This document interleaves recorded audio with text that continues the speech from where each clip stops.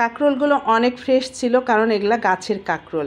আজকে ভাবলাম দুপুরে খাবারের তালিকায় আমি যদি সিদ্ধ খাবার তৈরি করি, কাঁকরোল সিদ্ধ করব, সেজন্য এখন মরিচ ভর্তাটা রেডি করে নিচ্ছি।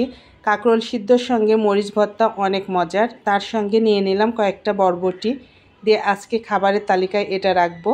আর অন্য তরকারিও রান্না করব, পাশে এই সবজিটা রাখবো, সিদ্ধ সবজি মরিচ ভর্তা দিয়ে।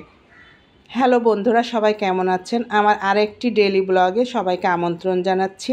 যখন কাজের ফাঁকে ফাঁকে কিছু কাজগুলো করে নিই, কারণ ড্রেসিং টেবিলটা প্রায় ধুলা পড়ে যায়, অনেক বেশি ধুলা পড়ে, প্রতিদিনই পরিষ্কার করতে হয়। কাজের ফাঁকে ফাঁকে পরিষ্কার করে নিলাম।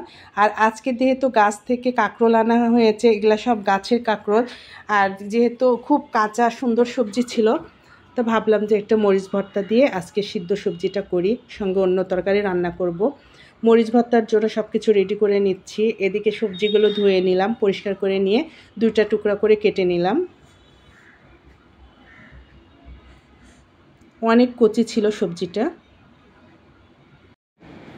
এখানে মরিচ ভর্তার জন্য রসুন আর কিছু মরিচ নিয়ে নিচ্ছি। এগুলো একটু তেলে নিব, তেল ছাড়াই শুকনা ভেজে নিব ভালো করে, যেন ভর্তা করা যায়। এরপরে এটা এক চুলায় বসিয়ে দিলাম, আর এক চুলায় বসিয়ে দিলাম সিদ্ধর জন্য পানি বসিয়ে দিয়েছি। এর মধ্যে কিছু পরিমাণ লবণ দিয়ে দিলাম, দিয়ে এখন সবজিগুলো দিয়ে দেব।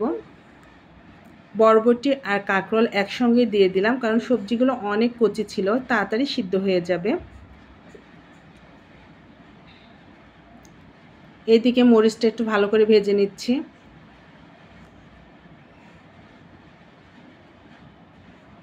এখন দুই চুলায় রান্নাটা হয়ে যাচ্ছে, তাড়াতাড়ি হয়ে যাবে। এরপরে কিছু রান্না করব। এ তো মরিচ ভর্তাটা করে নিলাম, নিয়ে এখানে কিছু লেবু দিয়ে দিলাম। এই ভর্তাটা যে কী যে মজা লাগে, প্রথম যেদিন খেয়েছি তারপর থেকে মাঝে মাঝে আমার ভালো লাগে করে তৈরি করে খাই। আর আজকে তো যেহেতু সিদ্ধ সবজি, শেষ এই তো মরিচ ভর্তা লাগবেই। আমার সবজি হয়ে গেছে, উঠিয়ে নিয়েছি। এখন প্লেটে কিছু ভাত নিয়ে নিলাম, আর সবজিগুলো সাজিয়ে নিচ্ছে। সিদ্ধ সবজি যেহেতু আমি খাবো, সেজন্য সবগুলো আমি নিয়ে নিলাম। আর এর মধ্যে নিলাম বরবটি। মাশাআল্লাহ অনেক সুন্দর সিদ্ধ হয়েছে,